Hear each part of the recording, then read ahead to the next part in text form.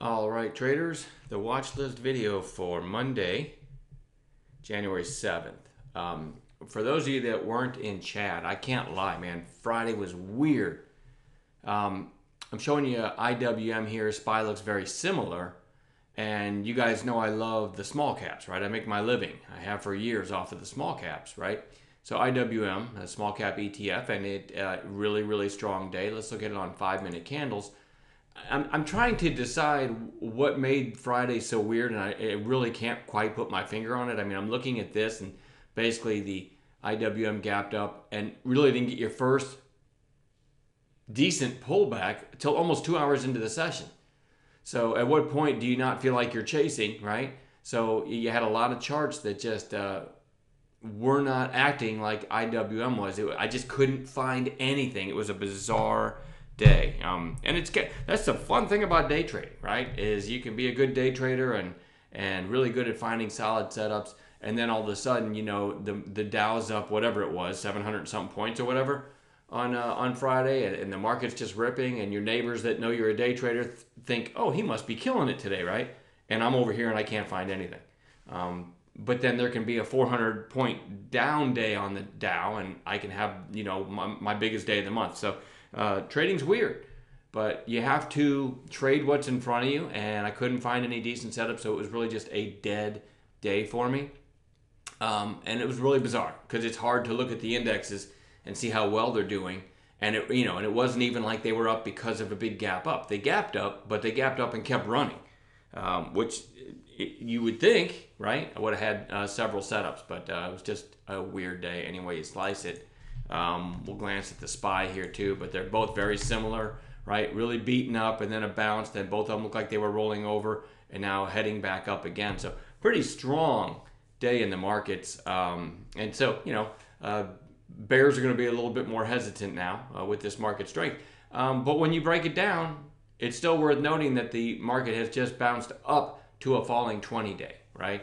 So keep that in mind. I don't make market predictions because I generally don't care. I log in with a list of morning gap plays and a list of overnight stocks to watch and then trade on an intraday basis, right? So it doesn't much matter. And market predictions are pretty much useless because it just doesn't matter if you're a day trader. All right. Anyway, so here's the list of stocks I'll be watching on Monday. WATT, big volume spike back here, went all the way up to 959. And then it looked like it was going to completely fill this gap. And next thing you know, it bounces, tops out at 713 on the bounce. Couple days sideways, it hit 707 on Friday. And, over this kind of 3-day high, this one might just start heading higher, right? It may have bottomed on this pullback here. So I think it's worth watching, especially with that 40 million share day about a little over a week ago, and it's holding up pretty well. So decent setup. EPZM, really strong volume for this stock and closed really strong. So that's certainly worth watching for a follow-through day. AKAO, big volume day, closing well off of its highs, but I do have it on watch. We'll see if we get a low-risk setup. Sometimes you get a second-day follow-through. BAS energy play here, had a decent move 3 sessions ago, topped out at 502, and then kind of a quiet inside day on Friday. So if you look at it on 15-minute candles, you can see the big move there and now kind of flagging. Maybe back through 5, maybe those sell at 5. We can treat that as an inflection point, knowing that 503, just a few pennies above, is a new recent high, and maybe it squeezes. So I like the setup, but we'll see. Haven't traded that one much over the years. CCCL, big 2-day move, then looked like it was rolling over, and pretty good volume and a fairly strong day, but closing kind of in the middle of its range. So certainly not in love with this one, but I want to watch that one on Monday. BOXL, it did have news on Thursday, and then Friday tried to follow through. I think it got destroyed right at the opening bell by a chat room moderator out there who's got thousands of followers that just jumps in stuff at the open. I kind of suspect that's what happened. Because I really liked BOXL as a follow-through day. But when it opens and you've got literally like 1,000 new traders wanting to get rich jumping in because a moderator in a room jumped in, this is almost always what happens, right?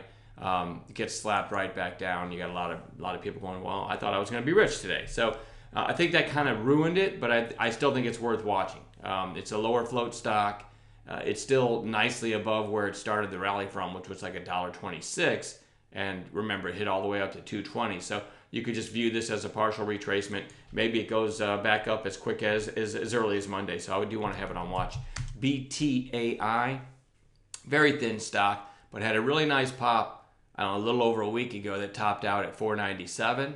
Then on Thursday, gaps up and runs all the way on an intraday basis to 584. And then Friday puts in this inside day, but closing very close to the high of day on 327,000 shares on Friday. So I don't know. This is a very thin stock, but if volume comes in, I certainly like it over 530, over Friday's high. Maybe it challenges Thursday's high and maybe even takes that out. So showing pretty good action, but just keep in mind that's a thin one. CGIX, I generally don't trade stuff under 50 cents very often, but the setup's kind of interesting. Big 2-day pop back here, then another attempt at a pop here, kind of went sideways, and then closing a nice pop on Friday, closing pretty strong. So there's not a lot in the way of maybe a retest of this high back here. I definitely want to watch it.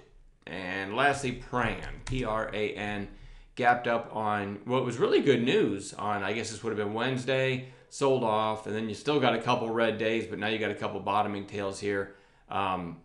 Because of the news a few days ago, and it's a low float stock, I think this one might be done going down and could head up on Monday. We'll see. Only going to trade them with the proper intraday setup. So it doesn't really matter if it doesn't meet my parameters. I won't be taking a trade.